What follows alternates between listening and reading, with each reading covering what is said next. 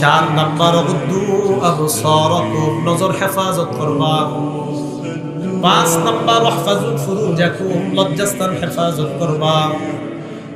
6 number কুফু আইদিয়াকুম, হাতগুলা অন্য মানুষকে কষ্ট দেওয়া থেকে তুমি বিরত রাখবা। আজমান লাকুমুল জান্নাহ, আমি নবী তোমাকে জান্নাতে নেওয়ার জিম্মাদার হয়ে যাব। কয়টা? কথা বললে সত্য বলা। 2 নাম্বার ওয়াদা করলে রক্ষা করা। 3 নাম্বার আমানত যথাযথভাবে পৌঁছে দেওয়া।